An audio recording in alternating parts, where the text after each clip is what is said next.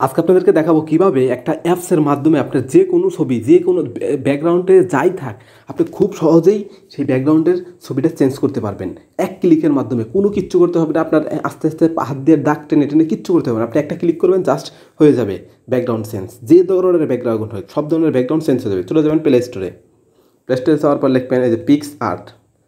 এই যে অ্যাপসটি আসবে, অ্যাপসটিতে আসার পর ইনস্টল করবেন।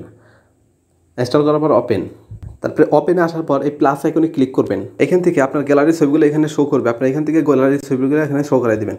ধরুন আমি মুনিয়ার ছবিটা আমি করবো, এই যে ছবিটা আছে এই ছবিটার আমি এখন ব্যাকগ্রাউন্ড চেঞ্জ করবো। তো এই ছবিটার ব্যাকগ্রাউন্ড চেঞ্জ করার জন্য আমাদের প্রথম যে কাজটা হবে, এই যে এখান থেকে দেখুন, এই যে এখান থেকে টুলস আছে, টুলস থেকে আপনি এখান থেকে ক্রপ করতে পারেন। এই যে এখানে অনেকগুলো টুলস আছে, এই টুলসের মাধ্যমে ছবিটা আপনি এডিট করতে পারেন, করতে পারবেন। তারপরে এই যে এখান থেকে ইফেক্ট, বিভিন্ন ইফেক্ট দিতে পারবেন। তারপরে এই যে এখান থেকে আসবেন, এই যে দেখুন এই যে ইফেক্টগুলো আসছে, এখান থেকে আপনারা চাইলে ইফেক্টও দিতে পারবেন। তো যেহেতু আমরা ইফেক্ট দিব না, আমরা ব্যাকগ্রাউন্ড চেঞ্জ করবো। তো ব্যাকগ্রাউন্ড চেঞ্জ করতে কেসির মতন আইকন আছে না, এই কেসির মতন এই আইকনে ক্লিক করবেন। ক্লিক করার পর এই দেখুন এখানে লেখা আছে পার্সন, ফেস। আমি যদি পার্সনকে ব্যাকগ্রাউন্ড চেঞ্জ করতে চাইলে পার্সন, আর যদি ফেস দেই শুধু ফেসটাই থাকবে মার্ক হয়ে। এখন দেখুন যদি পার্সন দিই, পার্সন একটু সময় নেবে আর কি, হালকা একটু। এই দেখুন পার্সন কিন্তু সিলেক্ট হয়ে গেছে। এখন আমি যদি সেভ দিই,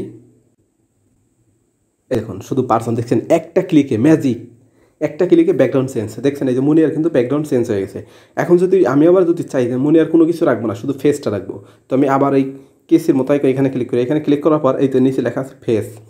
তো আমি ফেসে যদি ক্লিক করি, দেখবেন শুধু ফেসটা থাকবে, ফেসটা থাকবে। এখন যদি আমি সেভে ক্লিক করি, এই দেখুন মুনিয়ার শুধু যে ফেসটা আছে, শুধু ফেসটা এখানে ব্যাকগ্রাউন্ড চেঞ্জ হয়ে গেছে। তো এইটা চেঞ্জ করার পর তারপর আপনারা যে এইখানে আসবেন, এইটা ক্লিক করবেন।